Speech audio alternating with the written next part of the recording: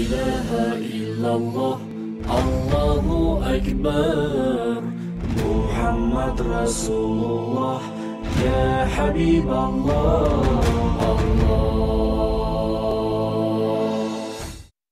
আসসালামু আলাইকুম ওয়া রাহমাতুল্লাহি ওয়া বারাকাতুহু আলহামদুলিল্লাহি রাব্বিল আলামিন ওয়াস সালাতু ওয়াস সালামু আলা রাসূলিহিল আমিন ওয়া আলা আলিহি ওয়া সাহবিহি আজমাইন আম্মা বা'দ। প্রিয় দর্শক, মহান আল্লাহ সুবহানাহু ওয়া তাআলার উপর তাওয়াক্কুল করে এবং রাসূলুল্লাহ সাল্লাল্লাহু আলাইহি ওয়াসাল্লামের জন্য সালাত ও সালাম প্রেরণ করে শুরু করছি আপনাদের প্রিয় অনুষ্ঠান বরকতময় সাহারি। প্রিয় দর্শক, বরকতময় সাহারি অনুষ্ঠানের আজকের এই পর্ব আমরা শুরু করব কোরআনুল কারীমের তেলাওয়াত এবং তার সংক্ষিপ্ত তাফসীরের মাধ্যমে। আল্লাহু আকবার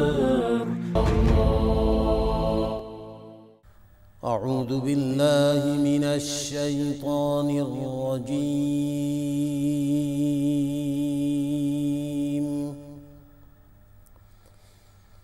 بسم الله الرحمن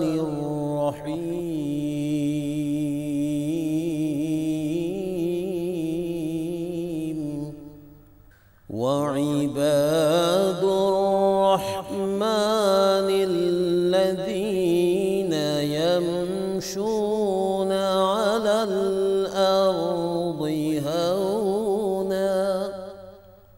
على الأرض هونا وإذا خاطبهم الجاهلون قالوا سلاما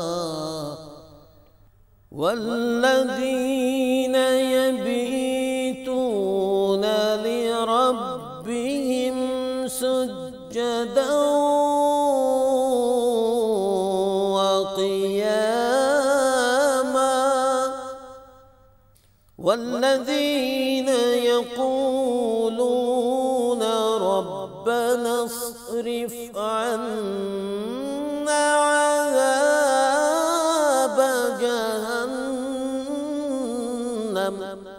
إن عذابها كان غراما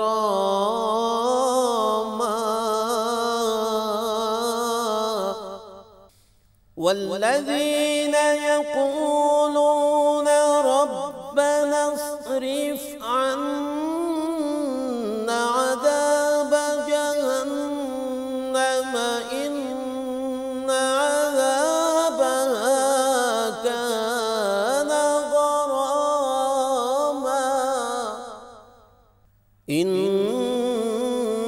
إنها ساءت مستقرا ومقاما والذين إذا أنفقوا لم يسرفوا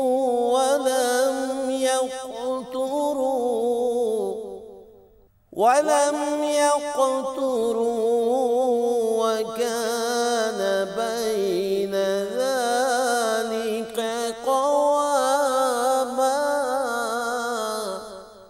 وكان بين ذلك قواما والذين لا يدعون مع الله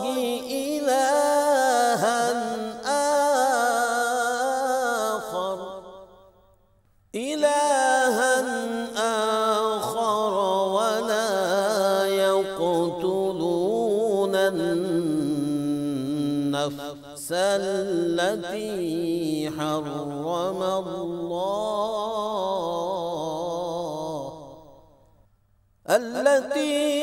حرم الله إلا بالحق ولا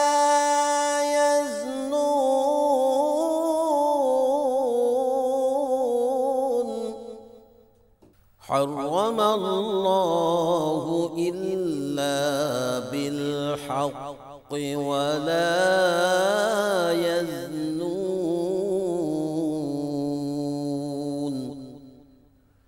ومن يفعل ذلك يلقى أثاما صدق الله العظيم.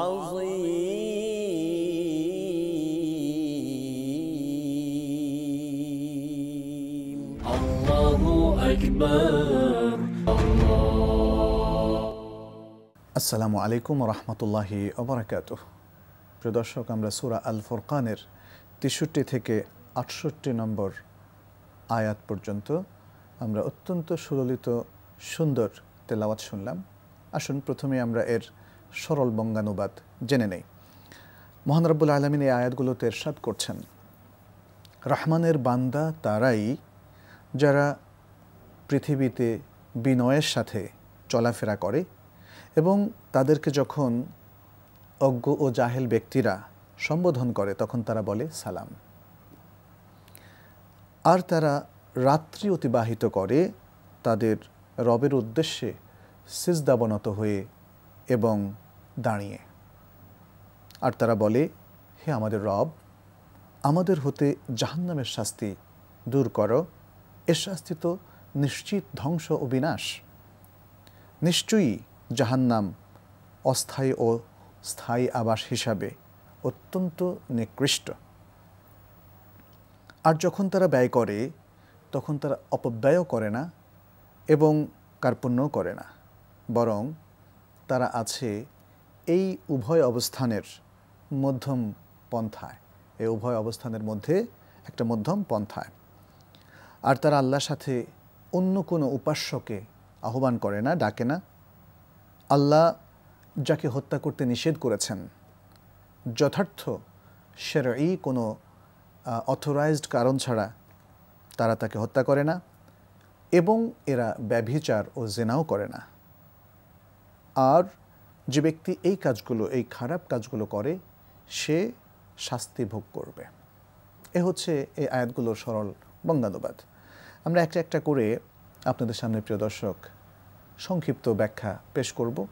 এখানে মূলত আমাদের রব্বুল আলামিন তিনি তাঁর বান্দাদের কিছু দিক তুলে ধরেছেন এবং দিক তুলে ধরতে গিয়ে তার করণীয় বর্জনীয় দিকগুলো কিন্তু এখানে ফুটে উঠেছে।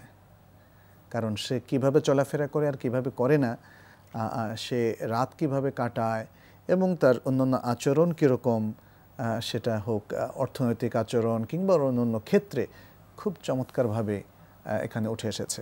প্রথমে বলা হচ্ছে ওয়াইবাদুর রহমান, ইবাদুর রহমান, আল্লাহর বান্দারা। এখানে আল্লাহ শব্দটা ইউজ না করে আর রহমান বলা হয়েছে। আর রহমান, আল্লাহু আকবার, আল্লাহর অত্যন্ত সুন্দর একটা নাম। আল্লাহ তো সব নামই সুন্দর।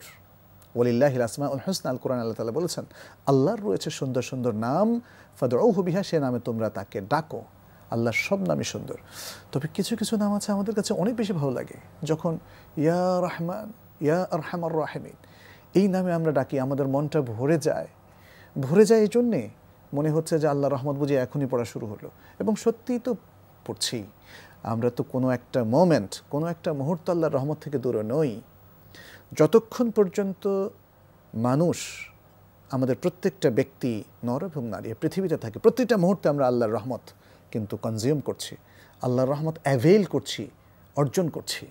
অতএব আর আল্লাহ তার বান্দাদেরকে খুব ভালোবাসেন, এই জন্য তিনি তার আর রহমান নামটা এখানে ব্যবহার করেছেন। আর রহমান মানে দয়ালু, দয়ালু আল্লাহর বান্দা। সুবহানাল্লাহ। দয়ালু আল্লাহর বান্দারা কেমন হবে, তাদের বৈশিষ্ট্যটা কি, এই আয়াতগুলোতে তার সুন্দর একটা বর্ণনা উঠে এসেছে। আল্লাহ তাআলা বলছেন, দয়ালু আল্লাহর বান্দারা হচ্ছে তারা যারা জমিনে অর্থাৎ পৃথিবীতে যখন চলাফেরা করে, সেটা হোক তার একদম পারিবারিক বলয়, হতে পারে তার পাড়ায় অথবা তার প্রতিষ্ঠানে অথবা তার সমাজে, তার রাষ্ট্রে, এমনকি আন্তর্জাতিক মণ্ডলে, সবটাই এখানে জমিন কথাটা ইউজ করা হয়েছে। তো আল আর্থ, ইংরেজিতে একে বলা হয় আর্থ। অনেকেই বলে থাকেন আর্থ, এই শব্দটা আরবি আর্ধ থেকে এসেছে, হতে পারে সেটা।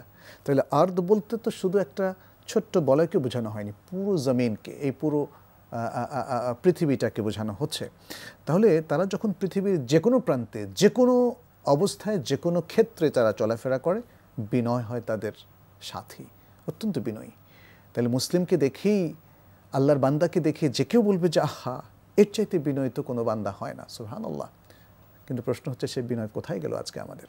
প্রিয় দর্শক, এটা কিন্তু একটা রিমাইন্ডার, আমাদের জন্য একটা রিমাইন্ডার। আচ্ছা, আরেকটা, এটা হলো তাদের একটা ক্রাইটেরিয়া। তাদেরকে দেখলেই মনে হচ্ছে পৃথিবীর সবচেয়ে সভ্য, সৌজন্যতা বোধসম্পন্ন, ভদ্র, শালীন চলাফেরা করা ব্যক্তিত্ব।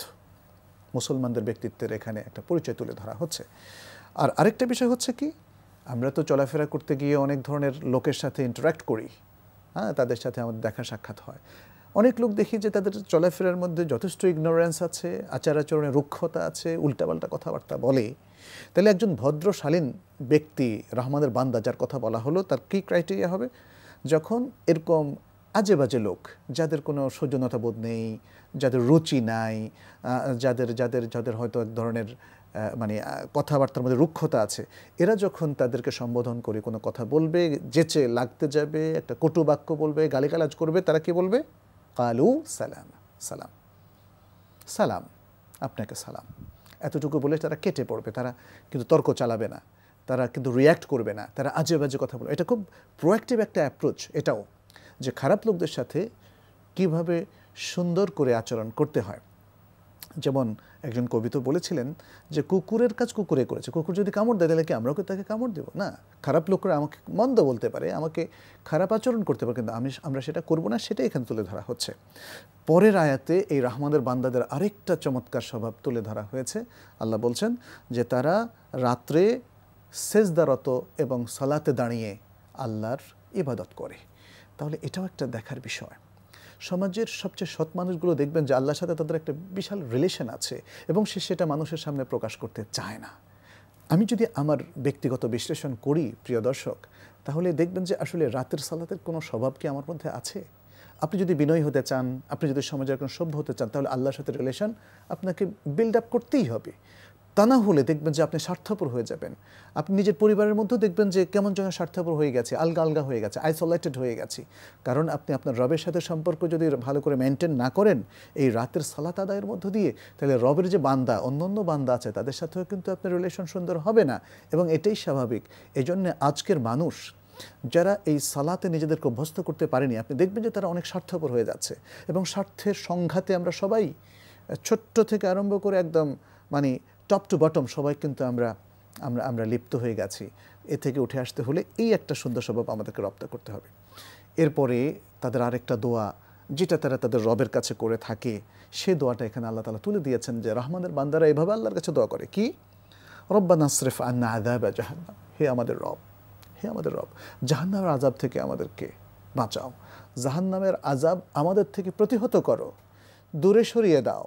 ইসরিফ আন্না, আমাদের থেকে দূরে সরিয়ে দাও জাহান্নামের আযাব, ইন্না আযাবাহা কানা গরামা, কারণ এর আযাবটা তো নিশ্চিত ধ্বংস ছাড়ার কিছু নয়। জাহান্নামে যে যাবে সে ধ্বংস হয়ে গেছে, জাহান্নাম থেকে যে মুক্তি পেল সে সফল হয়ে গেছে। কোরআনের অন্য আয়াত স্পষ্টভাবে আমাদেরকে সে কথা বলছে। অতএব একজন রহমানের বান্দার কাছে জাহান্নাম থেকে মুক্তি পাওয়া একটা সিরিয়াস কনসার্ন, একটা অত্যন্ত গুরুত্বপূর্ণ বিষয়, এবং এই জন্যেই সে তার জীবনের সমস্ত আচরণকে সংযত করে যাতে তার কোনো আচরণ তাকে জাহান্নামের দিকে না নিয়ে যায়। সে এমন আচরণ করে যাতে জাহান্নাম থেকে মুক্ত হয়ে সে জান্নাতের দিকে যায়। এই বিষয়টা আমাদের প্রিয় দর্শক একটু উপলব্ধি করতে হবে, একটু ভাবতে হবে। বিশেষ করে রমাদানের এই দিনগুলোতে যখন আমরা এই জিনিসগুলো শেয়ার করছি, পরিবেশ কিন্তু তৈরি হয়ে গেছে। রমাদানের এই সুন্দর পরিবেশের মধ্যে আমরা যেন একটু ভাবি, একটু নিজেদেরকে নিয়ে, নিজেদের বিহেভিয়ার নিয়ে, নিজেদের জীবন নিয়ে, চেতনা নিয়ে, দুনিয়া আখিরাতের কল্যাণ নিয়ে আমরা যেন একটু ভাবি। এরপরের আয়াতে আল্লাহ তাআলা বলছেন, এটা হয়তো আল্লাহ তাআলার পক্ষ থেকে নিজের কমেন্ট, অথবা হতে পারে মোমেনদের উপলব্ধি তিনি এখানে তুলে ধরছেন যে কেন তারা জাহান্নাম থেকে মুক্তি চাচ্ছে। কারণ জাহান্নাম হচ্ছে ইন্নাহা সাআত মুস্তাকাররাও ওয়া মুকামা, এটা সাময়িকভাবে হোক আর স্থায়ীভাবে হোক, প্রতিটা মুহূর্তের জন্য এটা অত্যন্ত খারাপ একটা জায়গা। খারাপ জায়গা তো আমরা বলি না যে আমি 3 মিনিট থাকবো, 1 ঘন্টা থাকবো, 1 দিন থাকবো। জাহান্নাম হচ্ছে এমন একটা জায়গা, প্রচণ্ড উত্তপ্তের জায়গা, এখানে 1 সেকেন্ডের জন্য কেউ থাকতে রাজি হবে না। অতএব যে সমস্ত মোমেনরা ইমান ঠিক আছে, ইসলাম থেকে তারা বের হয় না, ইমান থেকে বের হয় না, কিন্তু পাপ করে যাচ্ছে, এই পাপের কারণে যদি সে জাহান্নামে কিছুকাল অবস্থান করে, এটাও তার জন্য অত্যন্ত কলঙ্কজনক অধ্যায় এবং ক্ষতিকর। ঠিক তেমনি যারা ঈমান থেকে বেরিয়ে গিয়ে কুফরের উপর যাদের মৃত্যু হয়েছে, যারা চিরস্থায়ীভাবে জাহান্নামে থাকবে, তাদের কথা তো বলাই বাহুল্য। অতএব জাহান্নাম কিছুকালের জন্য আবাস থাকুক, টেম্পোরারি অথবা পার্মানেন্ট, যারা কুফরি এবং শিরকের উপর মারা গিয়েছে সবার জন্যই এটা অত্যন্ত নিকৃষ্ট আবাস। সেই কথাটা আল্লাহ তাআলা এখানে তুলে ধরেছেন। হতে পারে এটা আল্লাহর নিজস্ব কমেন্ট, যে কমেন্টটা তিনি কোরআনের বহু জায়গায় করেছেন মোমেনদেরকে সাবধান করার জন্য, অথবা হতে পারে এটা হচ্ছে সেই দোয়ার সাথে একটা অভিব্যক্তি, মোমেন যেটা আল্লাহর কাছে জাহান্নাম থেকে মুক্তি চাওয়ার পাশাপাশি যে জিনিসটা ব্যক্ত করে জাহান্নামের পরিচয় সে নিজেই পেশ করেছে। এরপর আল্লাহ তাআলা বলছেন ওয়াল্লাযীনা ইযা আনফাকু, আর যারা যখন ব্যয় করে, দুটো জিনিস তারা ব্যালেন্স রক্ষা করে। কিসের মধ্যে? একটা হচ্ছে লাম ইউসরিফু ওয়া লাম ইয়াকতুরু, তারা অপব্যয় করে না আবার কৃপণতাও করে না। সুবহানাল্লাহ, এটা খুব ইম্পর্টেন্ট একটা বিষয়। এটা একটা অত্যন্ত বড় আকারের মূলনীতি, যেটা মোমেন বান্দার ব্যক্তি, পরিবার, সমাজ এবং রাষ্ট্র, বরং আন্তর্জাতিক অর্থনীতির ক্ষেত্রে এটা অত্যন্ত গুরুত্বপূর্ণ একটা বিষয়। কেন বলছি? আমি যদি অপব্যয় করি তাহলে কিন্তু এর পরিণাম আমাকে ভোগ করতে হবে। ঠিক একটা প্রতিষ্ঠান, অনেক টাকা তার এখন লাভ হচ্ছে, সে যদি কিছু সঞ্চয় না করে, সে যদি একটা ব্যালেন্সড ওয়েতে এটাকে ব্যালেন্স শিটটার দিকে তাকে তাকাতে হবে। যদি দেখা যায় সেখানে প্রচুর অপব্যয়, তাহলে বুঝতে হবে এই প্রতিষ্ঠানটাও লাটে পড়বে এবং এটাও আসলে নষ্ট হয়ে যাবে। প্রিয় দর্শক, এটার মধ্য দিয়ে কিন্তু আমরা একটা সুন্দর নীতিও পেয়ে গেলাম। সেটা হচ্ছে খাবার দাবারের ক্ষেত্রেও কিন্তু মনে রাখতে হবে, আপনি এত বেশি খাবার আয়োজন করবেন না, সেটা নিজের জন্য হোক আর মেহমানের জন্য হোক, যেখানে প্রচুর অপব্যয় হবে। আবার টাকা বাঁচানোর জন্য আপনার এখন যেমন লাঞ্চ করা দরকার, আপনি একটা কলা খেয়ে শেষ করলেন, এটাও হবে না। কিংবা মেহমানকে যতটুকু অন্তত একজন মেহমানের জন্য সৌজন্যতা দাবি থাকে, আপনি সেটা কিছু করলেন না, তাকে সামান্য খাবার দিয়ে বিদায় করলেন, এটাও হবে না। তাহলে অপব্যয় করা যাবে না, আবার কৃপণতা করা যাবে না। ঠিক তেমনি এই যে রমজান মাসের মধ্যে যদি আমরা যেমন ইফতারের মধ্যে বাহুল্য করা যাবে না, অপচয় করা যাবে না, আবার শুধু সামান্য খেয়েও যদি নিজেকে কষ্ট দেই মুশকিল, এরপর আমাকে তারাবি পড়তে হবে, কিয়ামুল লাইল পড়তে হবে ইত্যাদি। তো সব কিছুর মধ্যে আমাদের কিন্তু একটা ব্যালেন্স রক্ষা করতে হবে, সেই মূলনীতিটা আমরা এখানে পাচ্ছি। আর সর্বশেষ এই আয়াতটিতে আল্লাহ তাআলা আরও কয়েকটা মূলনীতি দিলেন। রহমানের বান্দারা তারা আল্লাহ ছাড়া আর কারো ইবাদত করে না, আল্লাহ ছাড়া আর কারো কাছে দোয়া করে না। সে পৃথিবীর যত ক্ষমতাধর হোক আর যত দেবদেবী হোক অথবা প্রতিমা হোক, কিংবা পৃথিবীর এই সৃষ্টির মধ্যে যত বড় শক্তি হোক, ঝড়, বায়ু, সূর্য, কোনো কিছুর তারা পূজা করে না, কারো কাছে দোয়া করে না, একমাত্র আল্লাহর ইবাদত করে, একমাত্র আল্লাহর কাছেই তারা দোয়া চায়। এবং আরেকটি হচ্ছে যে তারা কাউকে অন্যায়ভাবে হত্যাও করে না এবং তারা জেনা ব্যভিচার করে না। তাহলে এই যে রহমানের বান্দাদের যে বৈশিষ্ট্যগুলো, প্রিয় দর্শক, রমাদান কিন্তু একটা সুন্দর পরিবেশ ক্রিয়েট করেছে আমরা যেন এই বৈশিষ্ট্যগুলো অর্জন করতে পারি। আমরা আল্লাহর কাছে দোয়া করছি তিনি রহমানের বান্দাদেরকে সে উপলব্ধি গুলো প্রদান করেন এবং সেগুলো বোঝার তৌফিক দান করেন এবং আন্তরিক একটা চেতনা দান করেন, যে চেতনার মধ্য দিয়ে আমরা কোরআনের এই সুন্দর সিফাতগুলো, গুণগুলো আমরা অর্জন করতে পারি। আল্লাহর কাছে সেই কামনা রেখে এবং আপনাদের প্রতি সে আহ্বান রেখে আজকে এখানে শেষ করছি। হাদা ওয়াসাল্লাল্লাহু ওয়াসাল্লাম আলা নবিয়িনা মুহাম্মদ ওয়া আলা আলিহি ওয়া আসহাবিহি আজমাইন। ওয়াসসালামু আলাইকুম ওয়া রাহমাতুল্লাহি ওয়া বারাকাতুহু। আল্লাহু আকবার। আর বিষয়টি হচ্ছে জামাতের সাথে সালাত আদায়ের গুরুত্ব। আল্লাহ সুবহানাহু ওয়া তাআলা আমাদের উপর 5 ওয়াক্ত সালাত ফরজ করেছেন। আমরা কখনো কখনো এই সালাত আদায় করি আমাদের অফিসের কোনো একটি কোণায়, কখনো কখনো আমাদের বাড়ির কোনো একটি ছোট জায়গায় আমরা সালাত আদায় করি, একাকী সালাত আদায় করি। সেখানে জামাতের যে গুরুত্ব আছে, যেই বিষয়ে আল্লাহ রাসূল সাল্লাল্লাহু আলাইহি ওয়াসাল্লাম বলেছেন, আমার কখনো কখনো মনে চায় যে কাউকে আমি আজানের নির্দেশ দিই, কাউকে বলি ইকামত দিই, কাউকে বলি আমি যে তুমি ইমামতি করো, এবং আমি সেই সকল লোকদের কাছে যাই যারা মসজিদে জামাতে অংশগ্রহণ করেনি, ফা উহাররিকা আলাইহিম বুয়ুতাহুম, তারপর তাদেরকে নিয়ে তাদের বাড়িঘরগুলো জ্বালিয়ে দেই, পুড়িয়ে দেই। এতটা ভয়ঙ্কর পরিণতির কথা, এতটা অশনি সংকেত, এতটা সাবধান সতর্কতা বাণী আল্লাহ রাসূল সাল্লাল্লাহু আলাইহি ওয়াসাল্লাম উল্লেখ করেছেন। সেই জামাতের প্রতি আমাদের কতটুকু গুরুত্ব রয়েছে, জামাতের প্রতি আমাদের কীভাবে গুরুত্ব দেওয়া দরকার, রমাদানে আমরা সেই প্রশিক্ষণটি কীভাবে নিতে পারি, ইত্যাদি অনেকগুলো বিষয় আমরা আজকে আলোচনা করবো ইনশাআল্লাহ। এই সকল বিষয়ে আলোচনা করার জন্য আজকে আমরা স্টুডিওতে আমন্ত্রণ জানিয়েছি দেশের খ্যাতিমান ইসলামিক স্কলার বংশালের নাজিরা বাজার মাদ্রাসাতুল হাদিসের সম্মানিত প্রিন্সিপাল জনাব শহীদুল্লাহ খান আল মাদানী। আসসালামু আলাইকুম ওয়া রাহমাতুল্লাহি ওয়া ওয়ালাইকুম বারাকাতুহু। আসসালাম ওয়া রাহমাতুল্লাহ। মুহতারাম, আপনি কেমন আছেন? আলহামদুলিল্লাহ। আপনি আপনাকে কেমন আছেন? আলহামদুলিল্লাহ, জি আহলান সাহলান। বারাকাল্লাহু ফিকুম। আইয়াকুম জাযাকুমুল্লাহু আইয়াকুম। খাইর। বারাকাল্লাহু ফিকুম। আমিন। মুহতারাম, আমরা যে বিষয়টা জামাতের কথা বলেছি, আসলে জামাআতের সাথে সালাত আদায় বা সালাতুল জামাআহ। আলহামদুলিল্লাহ ওয়াসসালাতু ওয়াসসালামু আলা রাসূলিল্লাহ আম্মা বা'দ ফাআউযু বিল্লাহি মিনাশ শাইতানির রাজীম ওয়ারকাউ মা'আর রাকিঈন। অত্যন্ত একটি প্রয়োজনীয় ও গুরুত্বপূর্ণ বিষয়ের অবতারণা করেছেন আপনি, এজন্য আপনাকে আবারও ধন্যবাদ জানাচ্ছি। জাযাকুমুল্লাহ খাইরান।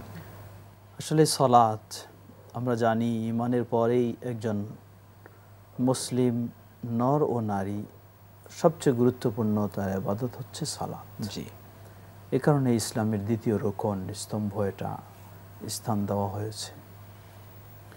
কিন্তু সালাত একজন পুরুষকেও আদায় করতে হবে, একজন নারীকেও আদায় করতে হবে।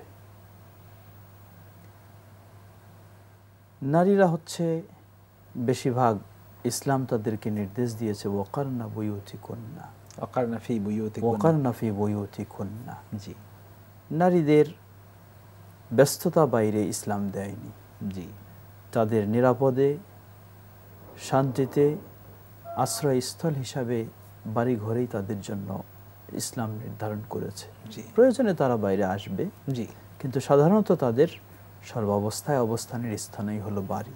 জি এজন্য ইসলাম, অপরদিকে পুরুষ সে বিশ্রামের জন্য বাড়িতে যাবে, জি কিন্তু কাজের জন্য বাড়ির বাইরেই বের হবে। তাই কত ইসলাম, ব্যালেন্স একটা জি, লাইফ, আলহামদুলিল্লাহ, ভারসাম্যপূর্ণ। এজন্য ইসলাম নারীদের জন্য সালাতের সময় হয়ে গেলেই মসজিদে এসে জামায়াতের সাথে আদায় করতে হবে এমন নির্দেশ দেয়নি। জি অনুমতি রয়েছে, জি কেউ নিরাপদ পরিবেশ বাধ্যতামূলক থাকলে, নয়। পরিবেশ থাকলে, নিরাপদ পরিবেশ থাকলে, সুযোগ থাকলে আসতে পারে, অনুমতি রয়েছে, কিন্তু নির্দেশ দেওয়া হয় না। জি পুরুষদের নির্দেশ দেওয়া হয়েছে। জি তবে এই নির্দেশ যদিও মক্কার যুগেই রাসূল সাল্লাল্লাহু আলাইহি ওয়াসাল্লামের কাছে এই সালাত ফরজ হয়, যেটা মেরাজের রাতে ফরজ হয়েছে জি মক্কার যুগেই, কিন্তু তখনও পরিবেশ পরিস্থিতি উপযুক্ত না হওয়ায় জামায়াতের সাথে সালাত আদায়ের নির্দেশ আসেনি। জি মদিনায় যখন নিরাপদ পরিবেশ, সুন্দর পরিস্থিতি, তখন ইসলামে জামায়াতের সাথে সালাত আদায়ের নির্দেশ এসেছে। জি নির্দেশটি মূলত এর পিছনে বহু উপকারিতা রয়েছে, যেটার মাধ্যমে পুরুষদের মাঝে পারস্পরিক একটা আন্তরিকতা সৃষ্টি হবে, সামাজিক একটা মজবুত বন্ধন তৈরি হবে জি এই সালাতে জামাতের মাধ্যমে সালাত আদায় করলেই। ইত্যাদি কারণেই বা ইত্যাদি হিকমতে ও ইত্যাদি উপকারিতাকে সামনে রেখেই সালাত একাকে আদায়ের নিয়ম দেওয়া হয় নাই, জামাতের সাথে। জি সহিহ মুসলিমের হাদিসে এসেছে, কত কঠিন নির্দেশ দেখুন। রাসূল সাল্লাল্লাহু আলাইহি ওয়াসাল্লামের কাছে এক অন্ধ সাহাবী আসলেন। সাহাবী অন্ধ, তিনি এসে বললেন, হে আল্লাহ রাসূল সাল্লাল্লাহু আলাইহি ওয়াসাল্লাম, আমার দুটি সমস্যা। এক হলো আমার দৃষ্টিশক্তি নেই, দ্বিতীয় হলো আমার বাড়ি থেকে মসজিদে রাস্তাও খুব পরিষ্কার রাস্তা নয়, নিষ্কণ্টক নয়, তৃতীয় সমস্যা হলো আমাকে মসজিদে নিয়ে আসবে এমন কোনো ব্যক্তিও আমার নেই। ঠিক, তিনটা সমস্যার কথা বললেন। রাসূল সাল্লাল্লাহু আলাইহি ওয়াসাল্লাম রাহমাতুল আলামিন, তিনি দয়াশীল মানুষ, তিনি এই অচল মানুষটার প্রতি দয়া প্রদর্শন করে তাকে বললেন যে ঠিক আছে, ছাড় দিলেন, মসজিদে আসা অপরিহার্য করলেন না। জি সেই ব্যক্তি যাচ্ছেন, ফিরে চলে যাচ্ছেন, ডাকলেন, শোনো, আতাসমা আন-নিদা, তুমি কি আজান শোনো? বললেন, হ্যাঁ শুনি। বললেন, ফাআজিব, সুবহানাল্লাহ, যদি আজান তুমি শোনো তাহলে অবশ্যই তুমি মসজিদে আসতে হবে। দৃষ্টিশক্তিহীন হলেও, রাস্তা পরিষ্কার না হলেও, নিয়ে আসার কোনো মানুষ না থাকলেও তোমাকে মসজিদে এসে জামায়াতের সাথে সালাত আদায় করতে হবে। আল্লাহু আকবার, আল্লাহু আকবার, কত কঠিন বিষয় এটা, যেখানে আল্লাহ সুবহানাহু ওয়া তাআলা আমাদেরকে দৃষ্টিশক্তি দিয়েছেন, আমরা দেখতে পাই, আমাদের রাস্তাও ক্লিয়ার পরিষ্কার, নিজেরাও যেতে পারি, তাহলে আমাদের কোনো ওজর আপত্তি এখানে থাকতে পারে না।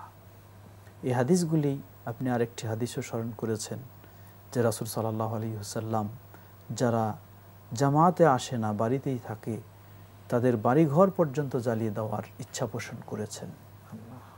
তাহলে এই সব বিষয়গুলি প্রমাণ করে জামাতে যাওয়া এটি নফল কাজ নয়, এটি একটি অপরিহার্য বিষয়। কেউ যদি কোনো গ্রহণযোগ্য ওজর ছাড়া জামাত বর্জন করে তাহলে সে অবশ্যই অপরাধী বলে গণ্য হবে। এটা একটা দিক।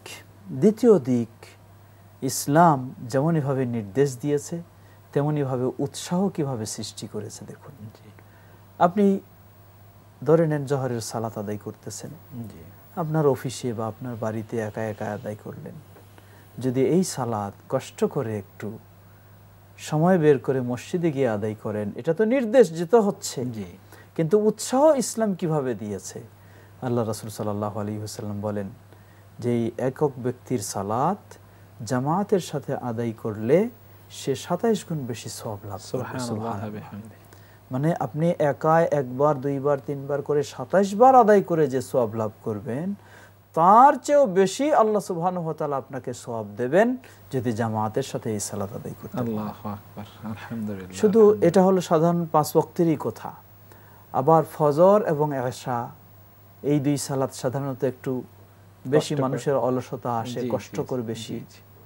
সেখানে আবার বিভিন্নভাবে আল্লাহ রাসূল সাল্লাল্লাহু আলাইহি সাল্লাম বলেন আসকালুস সালাওয়াতি আলাল মুনাফিকিন সালাতুল ইশা ওয়া সালাতুল ফজর। মুনাফিকের জন্য সবচেয়ে ভারী সালাত হলো এশার সালাত এবং ফজরের সালাত। তাহলে যদি কোনো মুসলিম সুস্থ থাকা অবস্থায় জামাতে অংশগ্রহণ না করে তাহলে যেন এক প্রকার সে মুনাফিকের পরিচয় নিয়ে ফেলতেছে। তাহলে এটা একদিক, একটা খারাপ পরিচয় তার এসে যাচ্ছে।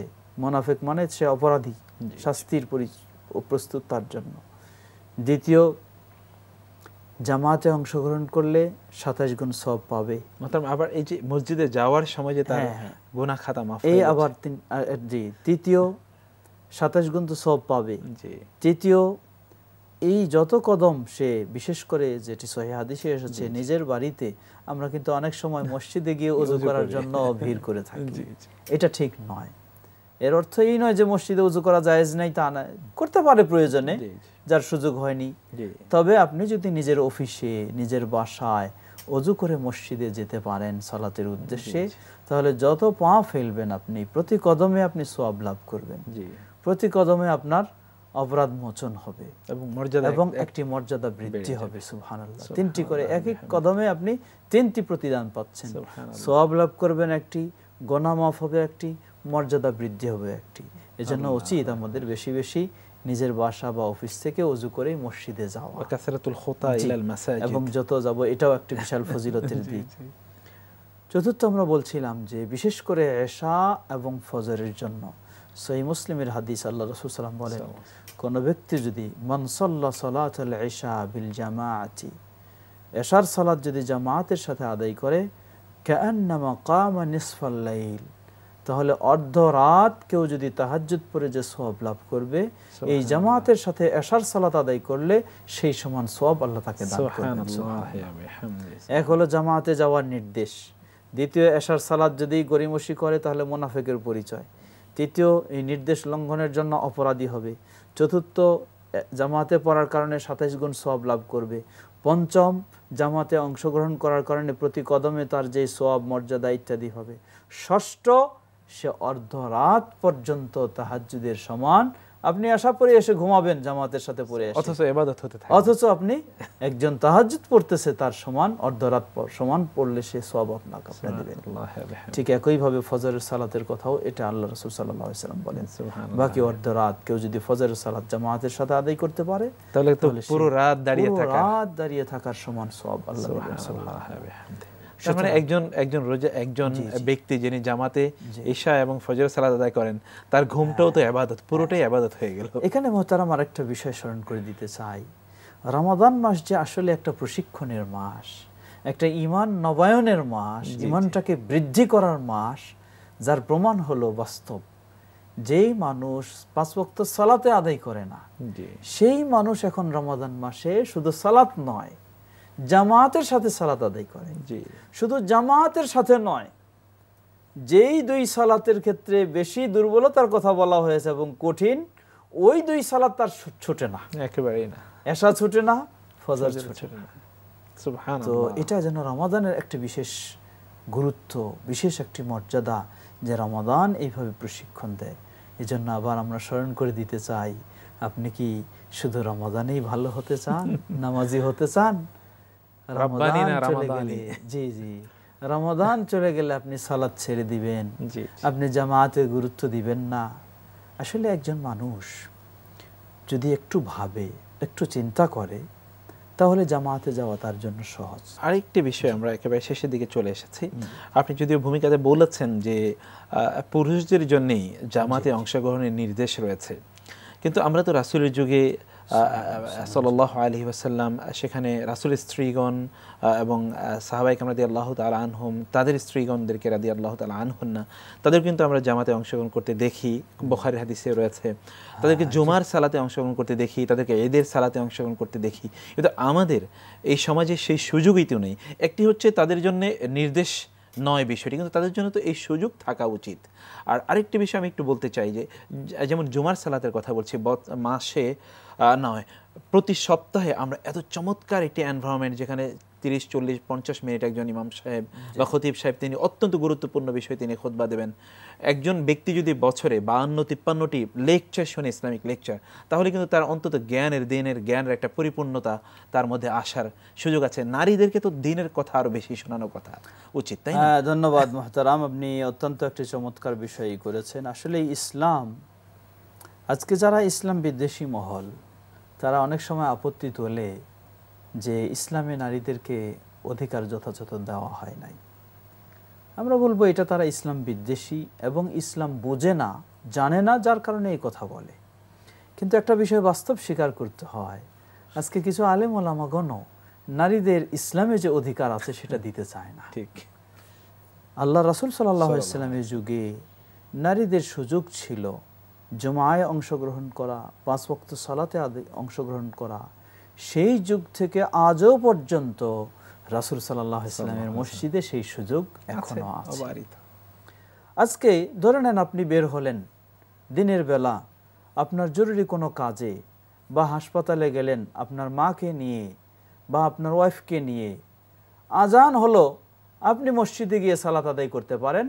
আপনার মা বা আপনার ওয়াইফ, তাকে কোথাও গিয়ে কোনো কোনায় বসে থাকতে হয়। এটা কোন রীতি হতে পারে? খুব দুর্ভাগ্য। আমাদের মসজিদগুলি এমন ভাবে করা হয়েছে, এটা যেন শুধু পুরুষদের জন্য খাস, কোনো নারীদের জন্য কোনো সুযোগ নেই। বিশেষ করে শহরের মসজিদগুলি, সব মসজিদেই নারীদের জন্য একটি সুযোগ থাকা অবশ্যই উচিত। সেই পর্দার, যথাযথ পর্দার আড়ালে, নিরাপদে সেটা থাকতে হবে।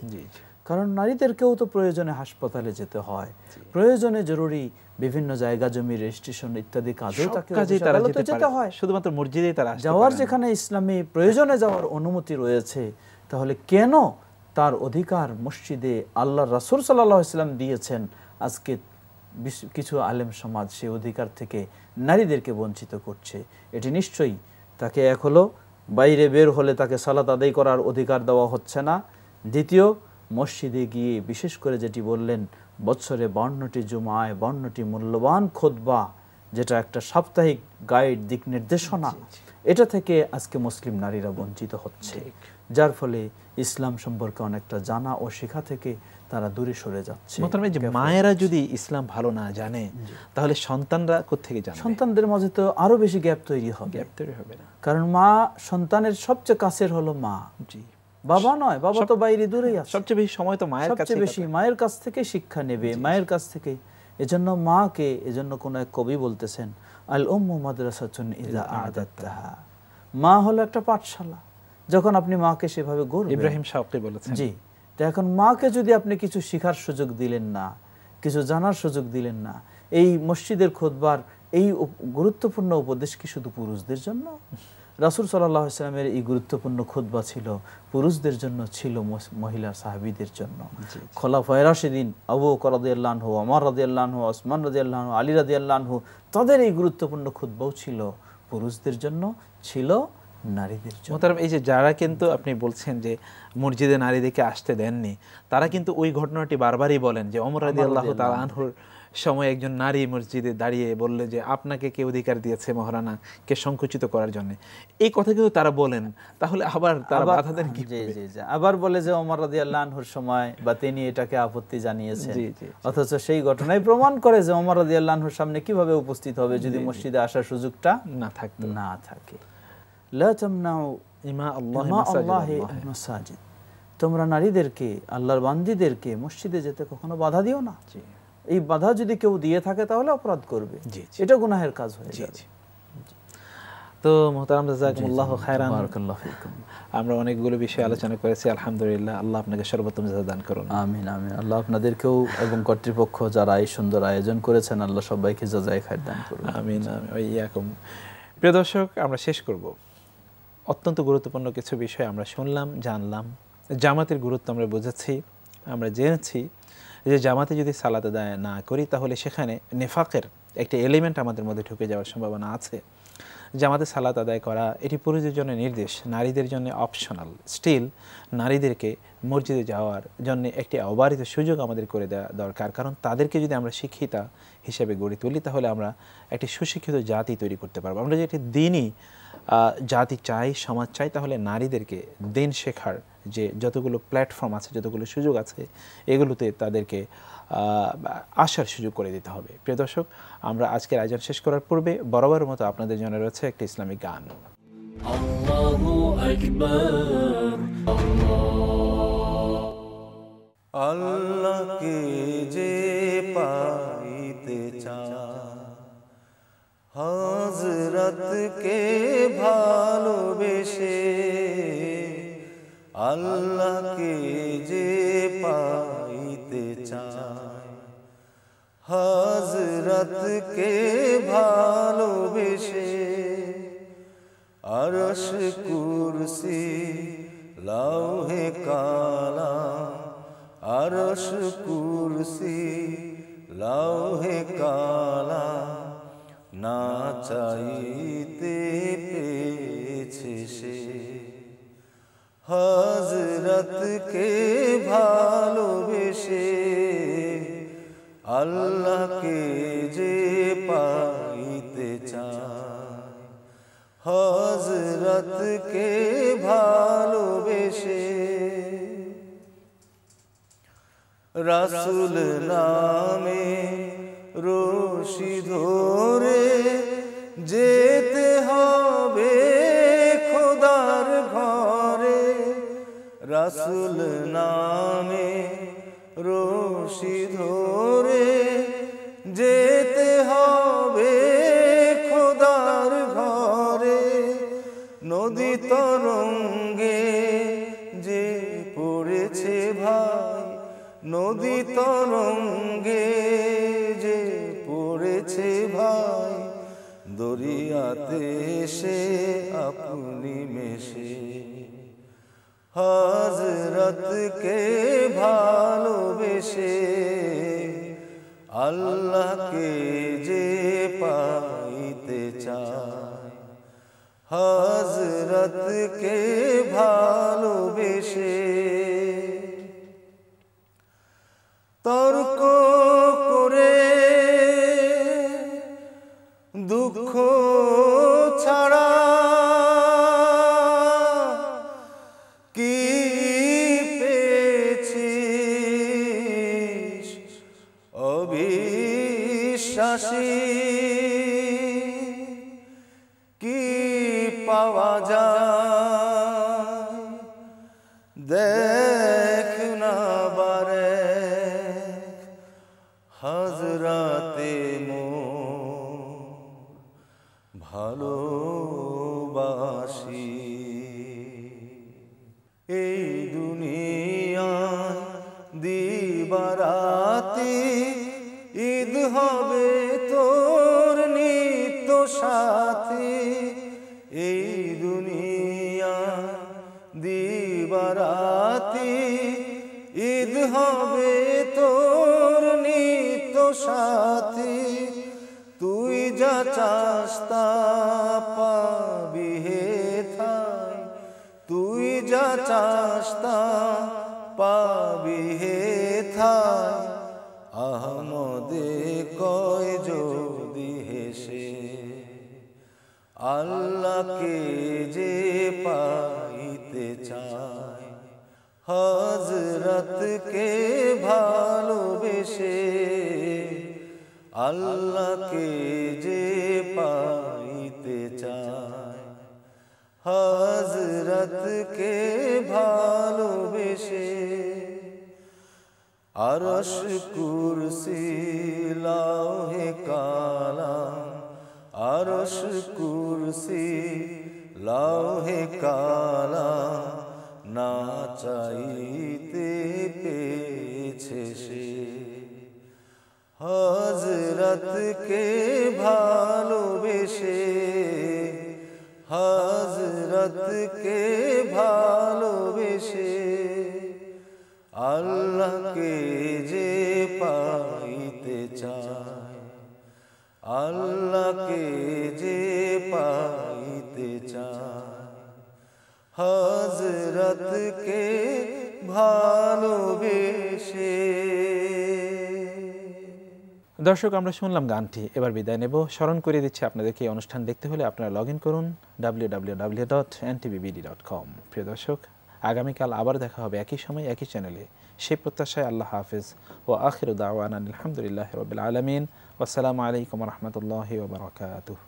আল্লাহু আকবার আল্লাহু আকবার ইন্নাকা আনতাস সামিউল আলিম ওয়া lam innallaha azizul hakim।